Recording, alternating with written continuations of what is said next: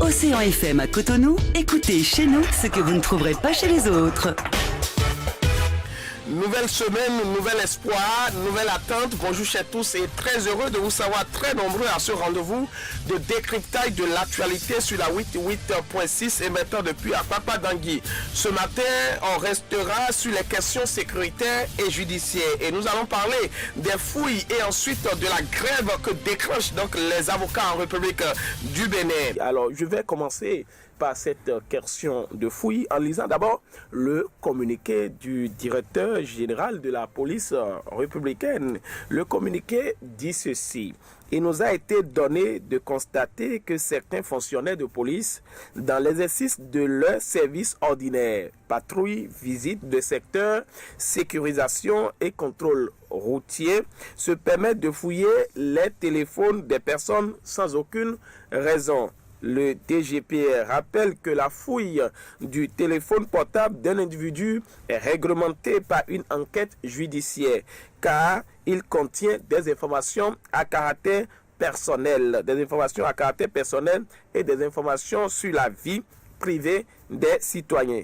Il est donc demandé au commandant d'unité de veiller au respect de la vie privée des usagers et en conséquence, il rappelle au FPR frileux de cette vilaine pratique de changer de fusil d'épaule.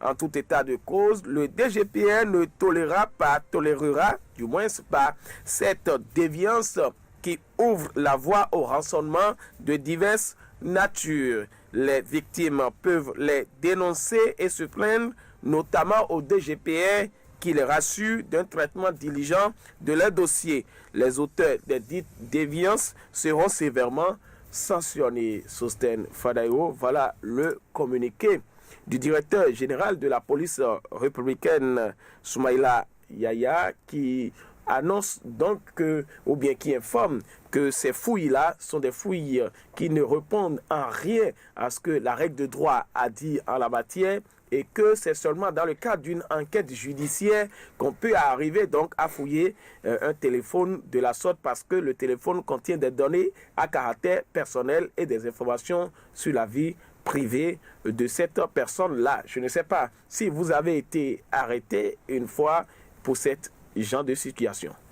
Heureusement, ce genre de situation, je voudrais. Heureusement, je n'ai pas été victime de cette situation. Sinon, j'allais poser la question à ce policier-là si on a cotisé de l'argent ensemble pour acheter le portable. Il ne peut pas, si ce n'est pas une enquête ou quelque chose, il ne peut pas venir me dire « donne-moi mon portable ».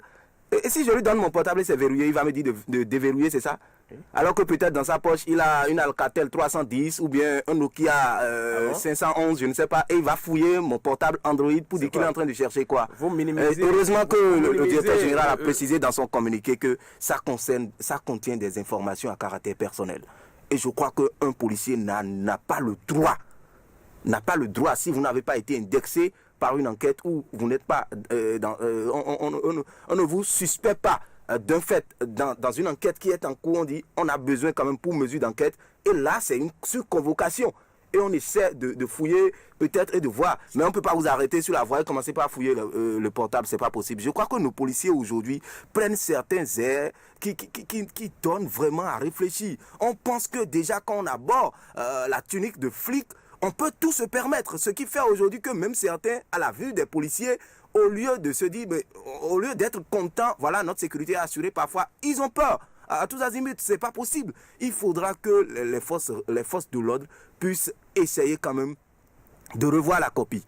Parce qu'ils sont là pour assurer la sécurité des personnes au niveau de la cité, au lieu de leur créer, pourquoi pas, la peur. C'est pas bien. Sosten Fadaïro, vous parlez de revoir leur copie, mais quand vous prenez donc cette fouille-là, il faut le dire, certaines personnes estiment qu'avec la recrudescence du phénomène de la cybercriminalité, il y a certaines personnes, certains jeunes qui sont soupçonnés et quand ils sont à bord d'un véhicule de haut de gamme, il faut le préciser, à partir de ce moment, ces personnes-là sont suspectées et on fouille leur téléphone pour pouvoir donc les arrêter. C'est ce qu'on apprend. Et depuis un certain temps, vous allez remarquer au niveau de ces personnes-là, vous allez remarquer qu'un jeune qui avait l'habitude autrefois de rouler un véhicule de haute gamme, il commence par prendre ZIM et il utilise les téléphones qui ne sont pas des téléphones Android, les téléphones classiques désormais pour échapper donc à cette fouille-là. Est-ce que vous ne le voyez pas, même si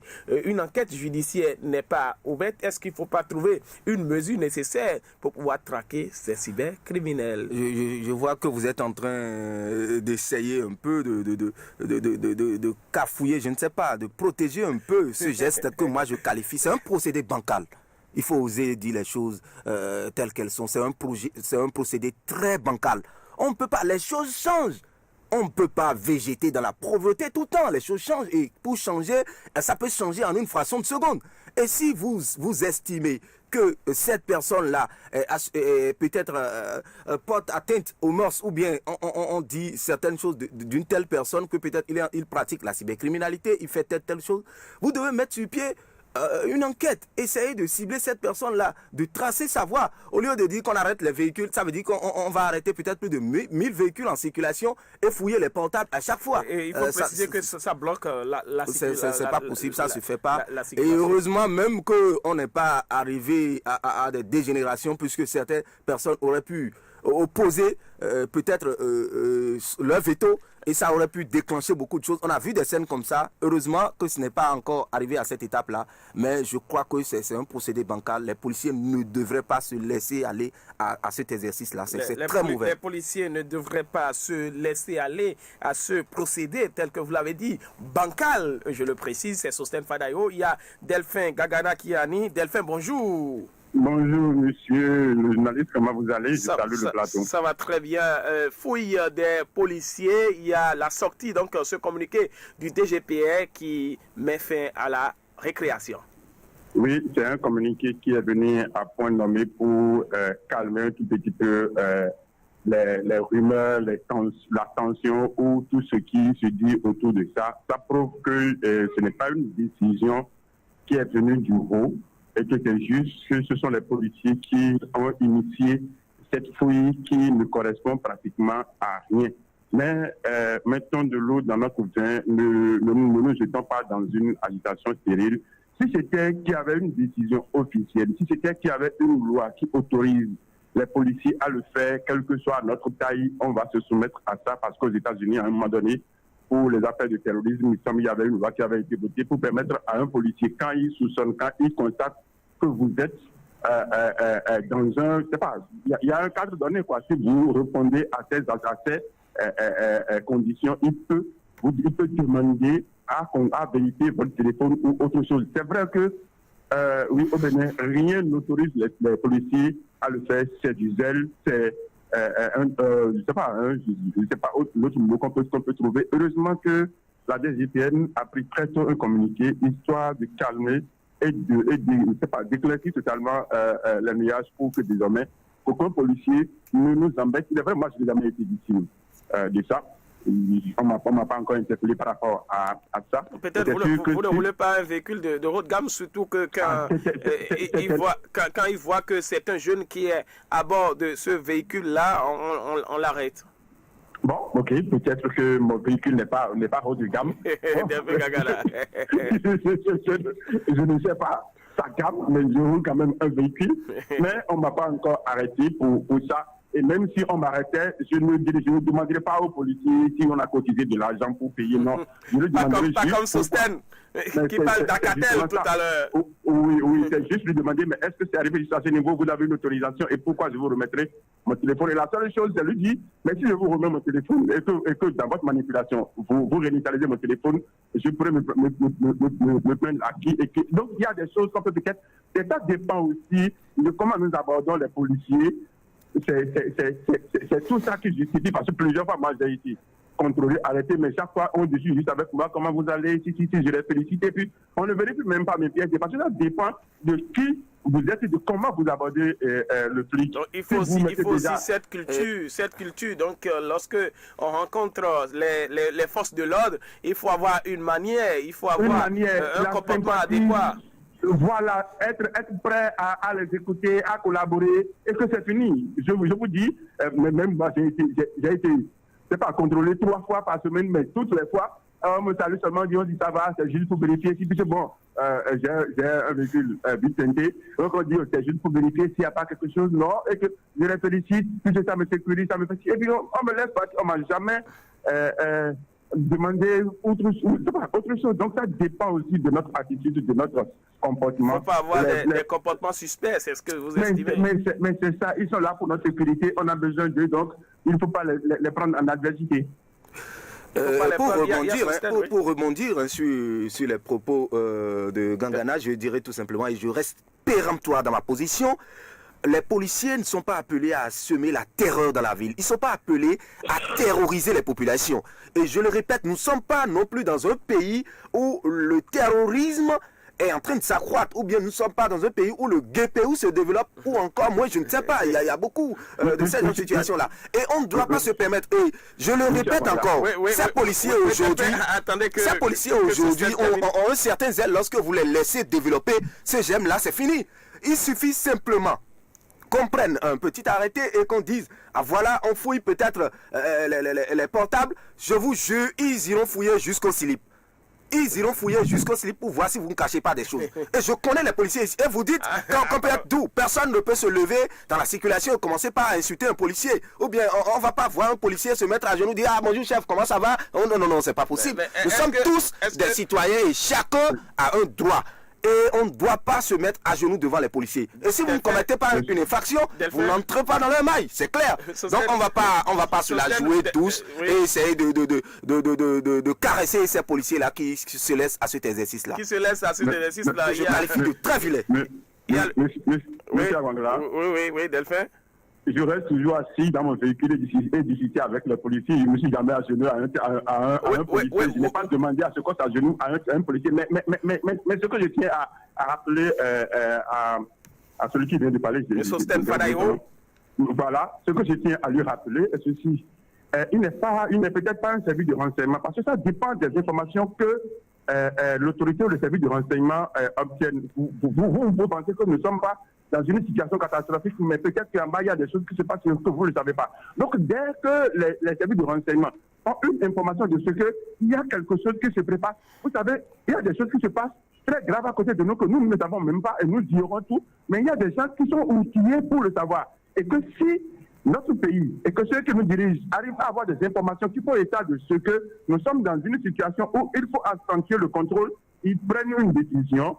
Et que dès que la décision est prise, tout citoyen se soumet à ça. Il est vrai que pour cette fois-ci, il n'y a pas une prise de décision, donc c'est de l'abus. Et c'est pour ça que l'autorité a pris un communiqué pour dire nous n'avons pas demandé ça. Parce que quoi, il est vrai que dans la rue, le policier ne peut pas fouiller votre téléphone, mais si vous êtes sur le coup d'une infraction et que ça nécessite la fouille de votre téléphone, ça va se faire quel que soit votre cas. Là, vous tombez sous le coup de l'infraction, vous l'avez précisé. De l'infraction, mais pour cette fois-ci, il est vrai que nous ne sommes pas déjà à ce niveau et que c'est du zèle. Et c'est pour ça que l'autorité a pris une décision. Et soumettons-nous à ça. C'est du zèle. Il faut préciser aussi que au niveau de nos forces de l'ordre, il y a certains, en tout cas parmi eux, je parle de ces agents-là qui font preuve du zèle. Il faut pas le cacher et qui attendent à ce que les gens les supplient, s'agenouillent. Et pour eux, il faudrait le préciser. C'est parce que beaucoup de personnes peut-être ne maîtrisent pas la règle de droit en la matière, parce que il y a des gens qui ne sont pas en règle vis-à-vis donc des tests de la République. C'est eux qui font que le policier, même des gens qui ont raison parfois, le policier il trouve des alibis pour pouvoir donc vous arrêter. Donc c'est des comportements qu'il faut dénoncer. C'est seuls ceux qui maîtrisent la règle de droit qui peuvent donc s'opposer à ces genres de comportements sur Stéphane Fadayo.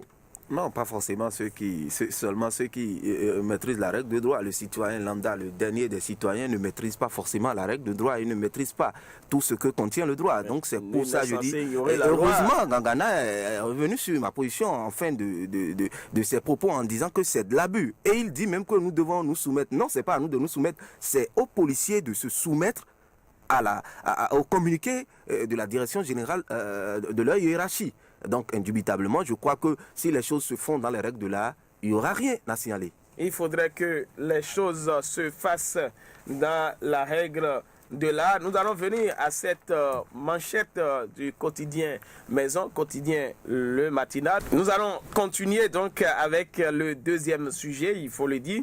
Interpellation, garde à vue et violence sur un membre du barreau béninois. Bras de fer entre avocats et policiers. Le barreau béninois décrète une grève de 72 heures.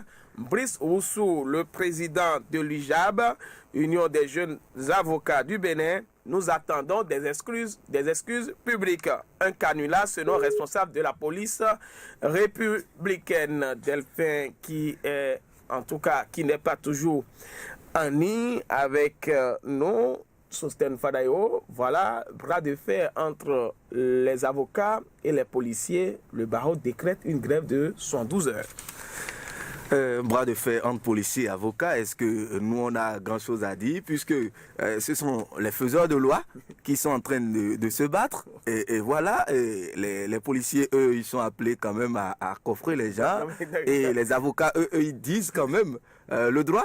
Et voilà que ces deux-là sont... Est-ce que c'est eux qui disent le droit? Eux, ils ne font que plaider, défendre donc la cause d'un client. Nous allons lire ce communiqué d'abord de l'UJAB. Tout à l'heure, il aura à 10h, il faut le dire, un point de presse des avocats du Bénin sur la question au palais de la justice. Oui, Delphin Gagana? Oui, monsieur le journaliste. Voilà la situation, bras de fer entre avocats et policiers suite à l'arrestation, en tout cas illégale, qualifiée d'illégale, de l'un de ces avocats-là. Oui, monsieur le journaliste, vous voyez, un individu arrêté, bafoué dans ses droits, c'est que ça, c'est déjà important et ça interpelle. Donc, un avocat bafoué dans ses droits, abusivement, c'est que c'est pas bon, ça interpelle. Mais faisons un peu plus sérieux, faisons un peu plus normal. Écoutez, est-ce qu'il a dit dans le texte qu'un avocat a une immunité permanente et qu'on ne peut pas l'interpeller? Je ne pense pas. La garde à vue au Bénin a une durée ici. Je crois que c'est 72 heures. Est-ce qu'il a dit qu'un avocat ne peut pas, on ne peut pas garder un avocat en garde à vue? Non.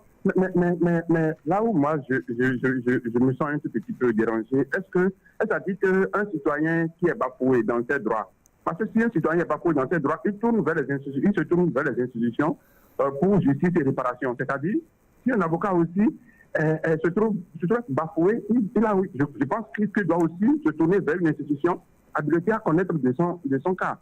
Mais si un avocat qui est bafoué, il n'y a rien qui soit prévu par les tests pour leur situation. Je vais comprendre. Sinon, c'est comme si... Delphin, je vais vous lire le communiqué à nouveau parce que c'est dans l'exercice de ses fonctions et quand un avocat est dans l'exercice de ses fonctions, il n'est plus, il faut le dire, un citoyen ordinaire. Vous savez que le corps des avocats, c'est un corps d'élite et il y a des règles. Par exemple, en matière d'interception téléphonique, il y a des règles nécessaires en la matière avant de poursuivre un avocat. Il faut donc interpeller le bâtonnier, l'informer de la situation et donc tout ça. Mais ici, je vais vous lire le communiqué et nous allons revenir là-dessus pour mieux comprendre la situation. Il est revenu au bureau exécutif de l'Union des jeunes avocats du Bénin que le mercredi 29 septembre 2021, Maître Enoch Chadaré, avocat au barreau du Bénin, a été l'objet de violences physiques et morales, de traitements inhumains et dégradants de la part de la police républicaine. En effet, alors que notre confrère s'est rendu à Épais pour assister dans le cadre d'une enquête, il a été interpellé avec violence par les agents de la police et conduit manu militari au commissariat de police où il a été gardé à vue de 16h à 23h en violation de toute règle légale en la matière. Ce sont des juristes professionnels qui parlent. Pourtant, le confrère avait bien décliné son identité et montré sa carte professionnelle d'avocat, puis indiqué l'objet de sa présence sur les lieux, assister son client. Mais l'agent qui dirigeait l'opération lui a expressément dit « Vous n'avez rien à faire ici. Retirez-vous, sinon je vais vous décourager. » Le confrère, à la demande de son client, est aussitôt reparti avec son véhicule pour retourner à son cabinet quand le dit véhicule a été encerclé par les policiers qui l'ont molesté et descendu, puis embarqué avec eux vers le commissariat de police. Le plus grave, il faut le dire, est que les diverses autorités policières, celles du parquet du ministère de la Justice, qui ont été informées en temps utile, ont laissé perdurer cette situation et c'est seulement aux environs de 23 heures que le confrère a recouvré sa liberté et mis sous convocation après plusieurs interventions du bâtonnier et des confrères qui se sont mobilisés et rendus au commissariat de police de Ekpè. Ils ont précisé, face à l'extrême gravité de ces faits, l'Union des jeunes avocats du Bénin UJAB, dont est membre le confrère, constate avec indignation et consternation qu'il s'agit là d'un nouveau cas grave d'atteinte à la responsabilité et à la dignité de la profession d'avocat. En effet, ce dernier cas n'est pas isolé car il y en avait eu d'autres bien avant. Il constate toujours une recrudescence des cas de mépris de l'avocat dans l'exercice de sa profession de la part des agents de police et de certaines autorités judiciaires. Condamne avec force rigueur ces actes dont a été victime le confrère, s'associe à toutes les actions de diverses natures en cours ou à venir contre les auteurs de ces actes au fait de laver l'honneur et la respectabilité du confrère et de la profession. Reste mobilisé pour toutes les actions à mener à la mesure de la gravité de l'affront. Interpelle à cet effet les autorités à divers niveaux des forces de sécurité et défense, des autorités judiciaires ainsi que la chancellerie afin qu'il soit mis un terme immédiat à de telles pratiques inqualifiables. Dit avec fermeté, plus jamais ça. Fait à Cotonou le 7 novembre 2021, le président Maître Brice Roussou. Voilà Delphin Gagana. Je suis entièrement d'accord. Je ne dis pas à un civil ou à un citoyen lambda. Mais je dis juste, est-ce que dans les textes, il n'est pas prévu des sorties pour ça? Quand un avocat se trouve être abusivement arrêté, est-ce que rien n'est prévu pour ça? Est-ce que ce qui est prévu, c'est une grève qui est prévue pour ça? Parce que... Non, ils ont cette liberté parce que vous savez que le corps des avocats, c'est une profession libérale. C'est une profession libérale. Donc, ils sont libres. C'est l'ordre, c'est le barreau qui décide en la matière. Quand ils vont en grève, c'est peut-être pour ne pas plaider devant les tribunaux. Or, il y a les délais de recours, il y a les délais de procédure en la matière. Le tribunal ne fonctionnera pas. Donc, on va voir comment ça va se passer. C'est là je voulais en venir parce qu'ils sont dans une profession libérale, ils sont des libéraux, ils sont des privés, mais qui sont en collaboration avec nos institutions, avec une juridiction, mais des milliers de personnes vivent aux dépens de leur travail. Quand je dis vivre, ce n'est pas vivre financièrement, mais vivre aux dépens. C'est-à-dire quoi? Il y a des dossiers, il y a des gens qui ont besoin quand même de la défense. Il y a des gens qui ont besoin quand même des aboutissements de leur travail. Il y a des gens qui, il suffit juste que les avocats passent leur travail pour leur libération. Mais quand ils privent tout cela là de leur, c'est-à-dire liberté, c'est aussi une privation de liberté, c'est aussi une injustice qui se fait à des milliers de Béninois. Ce sont des dégâts collatéraux, il faut le dire. Mais quand vous regardez les dégâts collatéraux par rapport à l'arrestation d'un des vôtres, vous irez vers ce que les textes ont prévu pour se faire entendre. Pourquoi ne pas porter plainte contre ce policier? Pourquoi ne pas aller vers les institutions, vers les juridictions habilitées pour pouvoir régler ce cas que de priver des milliers? Parce que là, c'est paralyser une partie de l'administration et c'est priver pas mal de personnes de leur liberté aujourd'hui. Parce que 72 heures de grève des avocats, ça fait 72 heures de sans défense, ça fait 72 heures. Il est vrai que quand ils vont en grève, l'État ne va pas les dédommager, mais qu'ils n'oublient pas que nous avons besoin d'eux. On a des dossiers auprès d'eux et qu'ils nous défendent. Mais s'ils... Non, c'est-à-dire que si une corporation se trouve être, un membre d'une corporation se trouve être bafoué, un journaliste, on va dire, on bloque tout le monde. Non. C'est la confraternité, Delphin Gagana. Mais quand vous pensez à vous, pensez aussi aux autres. Pensez aux autres. Il y a un responsable de la police qui a été appelé hier par le groupe de presse Le Matinal, quand on lit dans un article qui porte la plume du rédacteur en chef du quotidien Le Matinal, Gabin Goubiyi, on lit ceci: un canular selon un responsable de la police, contacté par le groupe de presse Le Matinal pour recueillir sa version relativement aux faits dénoncés. La hiérarchie policière a balayé du revers de la main les accusations portées à son encontre. Selon un haut gradé de la police républicaine, il s'agit là d'un canular, d'un dilatoire pour discréditer la police. Il soutient au regard de l'épée de Damoclès qui plane constamment sur les forces de défense et de sécurité qu'il est impensable qu'un policier prenne l'initiative d'agir sans respecter les tests en vigueur. Mieux, le responsable de la police républicaine affirme que les forces de sécurité s'emploient à jouer leur rôle avec abnégation et professionnalisme. Il soutient par ailleurs que l'avocat s'est présenté après un gel des lieux, un paramètre qui rend matériellement impossible la mission d'assistance de l'avocat.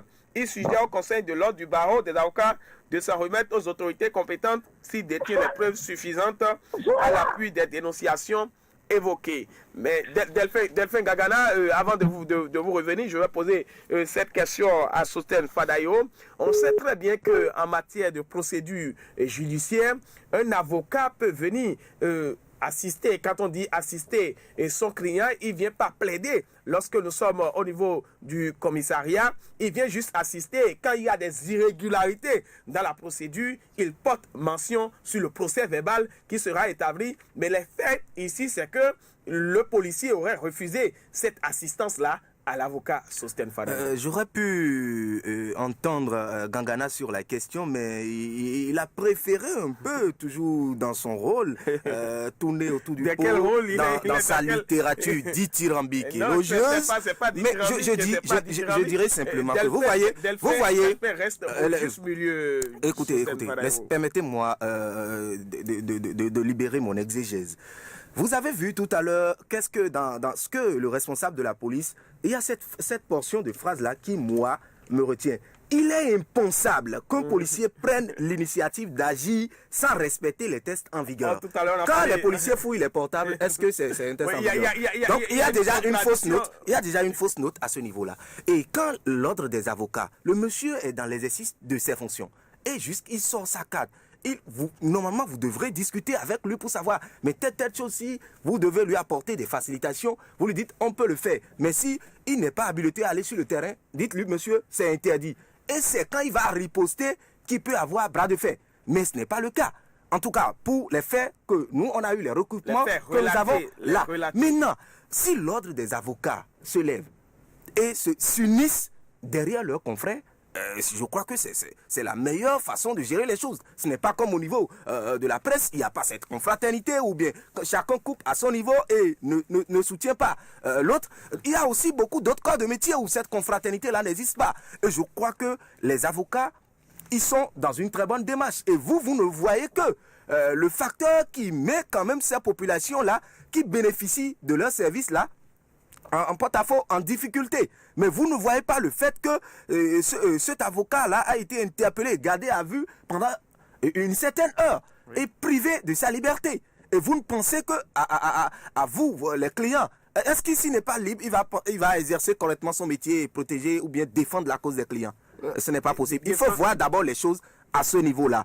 Et je crois qu'ils vont finir par s'entendre parce que, je l'ai dit tout à l'heure, la police est là pour réglementer un peu la sécurité, et si les gens doivent être envoyés quand même dans les mailles de détention, ce sont les avocats d'abord qui essayent de plaider à leur cause. Donc ils sont des rôles complémentaires. Ils n'ont qu'à essayer de s'entendre pour qu'on n'assiste pas à un bras de fer inutile. D'accord, on va se comprendre sur le sujet parce que toujours avec le quotidien, le matinal, il y a Delphin Annie. Delphin, je vais vous lire deux réponses de Brice Oussou à Gabin Goubiyi. lui, lors donc de l'interview qui lui a été accordée au téléphone, il faudrait dire, il posait la question de savoir, n'aurait-il pas été plus judicieux d'intenter une action en justice pour obtenir réparation des préjudices causés à votre confrère? Et Brice Oussou répond, évidemment, il est prévu qu'il ait des actions en justice contre tous les agents ou auteurs de cette situation que nous dénonçons. C'est d'ailleurs parce que nous avons envisagé dès le départ de mener des actions que nous avons prises en ce temps. Vous n'êtes pas sans savoir, un avocat, c'est dans des procédures, et les procédures, c'est les preuves. Nous avons pris le temps de documenter la situation pour que les personnes concernées n'effacent pas éventuellement les traces. Voilà une première réponse de Brice Oussou Delphin Gagana. Merci, monsieur le journaliste. Ce n'est que ce que je suis en train de dire, qu'il faut aller vers les institutions, les juridictions habilitées, histoire de se faire entendre. Monsieur Sosten a dit que je loue avec essai. Je ne sais qui j'ai loué avec essai. Vous n'avez pas, c'est pour ça que je le lui refusais tout à l'heure. Vous n'avez pas loué. Peut-être ce qui le gêne, c'est cette position un peu mitigée, parce que lui dit qu'il restera péremptoire à l'égard donc de ces policiers qui font preuve, selon lui, de zèle. La vie, c'est le oui, le non, c'est la femme, c'est l'homme. Et la démocratie, c'est que chacun donne son point de vue. Évidemment. On ne peut pas voir dans le même sens. Je n'ai pas dit qu'il n'a pas raison de voir dans son sens. Mais tu ne trouves pas que ce que j'ai dit, que je suis en train de louer avec essai, simplement parce que chacun a sa position, chacun a sa vision des choses. Exactement. Écoutez, si moi je me sens abusivement bafoué, je prends un avocat qui me défend pour dire on a fait telle et telle chose à telle personne. Ça veut dire que quoi? Que c'est l'avocat qui doit m'aider à pouvoir décanter cette situation. Donc si un avocat se trouve être dans ce cas, et j'ai même dit que c'est déjà quelque chose d'important et à dénoncer, à ne pas apprécier. Je l'ai dit, on ne doit abusivement traiter personne. Je l'ai dit. Mais je dis, est-ce qu'il faut seulement, parce qu'un avocat a été abusivement retenu ou quoi, qu'il faut priver des milliers d'autres personnes? Et ce que je dis, je ne dis pas que le policier a raison. Et je ne dis pas que les avocats ont totalement tort. Mais ce que moi je dis, quand deux éléphants se battent, ce sont les zèbres qui souffrent. Mais il faut regarder les zèbres, parce que ceux qui sont emprisonnés, ceux qui ont leur dossier, qu'on doit pouvoir traiter aujourd'hui et qui devraient sortir, ceux qui sont aussi en garde à vue, mais qu'on n'a pas laissé à 23 heures comme on a laissé l'avocat, mais qui sont en garde à vue abusifs. Mais comment on va gérer ces cas? Parce que cela se trouve être bloqué. Donc ça veut dire que vous défendez. Donc c'est juste ce que je dis. Je ne dis pas. Delphin, vous défendez donc les clients, et pour finir et passer donc au dernier sujet, la question qui a été une autre question lui a été posée, parce que on parlait de gel des lieux. Il y a Brice Oussou qui répond en ces termes. Quand vous le dites, le porte-parole de la police républicaine dit que le gel des lieux aurait été fait avant l'arrivée de notre confrère. Une fois que ce dernier est arrivé sur le terrain et qu'il a décliné son identité comme étant avocat et qu'il a appris que son client est sur les lieux, les agents de la police républicaine qui étaient présents pouvaient lui signifier que le lieu était quadrillé et lui demander de rentrer chez lui. D'ailleurs, ils lui ont dit de rentrer, mais pas de façon correcte. Lorsqu'un avocat se présente, il y a une manière de lui parler et de lui faire comprendre que sa présence, elle lui fait comprendre de façon correcte. On dit, lorsqu'un avocat se présente, il a une manière de lui parler et de lui faire comprendre que sa présence n'est pas souhaitée sur le terrain. Les policiers le savent, mais ils ont choisi d'être brutaux et violents. C'est ce que nous dénonçons. Ce qui est curieux dans l'affaire, ils ont gelé les lieux, ils ont fini par dire à l'avocat de rentrer chez lui. Ils s'en allaient. Quand ils ont encerclé sa voiture, ils l'ont pris, l'ont violenté. Voilà les précisions. Ils l'ont pris, ils l'ont violenté et ils ont fini par dire à l'avocat de rentrer. En tout cas, voilà cela. Et jeté dans un pick-up. On dit, et l'ont jeté dans un pick-up. Les précisions, pour le conduire dans un commissariat comme un malfrat. C'est inadmissible. C'est cela le problème Du moment où le confrère a expliqué qu'il est allé assister son client, les agents de police ne devraient pas agir de la sorte. Voilà Delphin Gagana et Sosten Fadayo. Merci. Et vous voyez, par exemple, ces aspects, ces points de la situation, ce n'est pas le public qui va gérer, ce n'est pas la population qui va gérer. C'est devant une juridiction que c'est fait. Vous défendez toujours la population, Delphin Gagana. Oui. Voilà. Non, je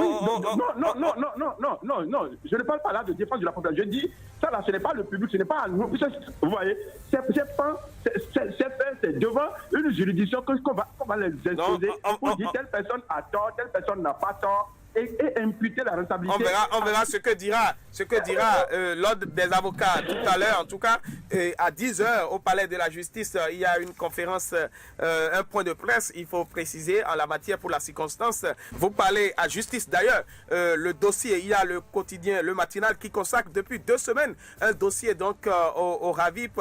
Et ce que vous venez de dire, c'est sur ça que le quotidien a abordé sur cette question de modernité que le RAVIP apporte en République du Bénin. Nous vous remercions donc de rester en ligne, de pouvoir donc donner votre analyse, donner votre position sur les différents sujets.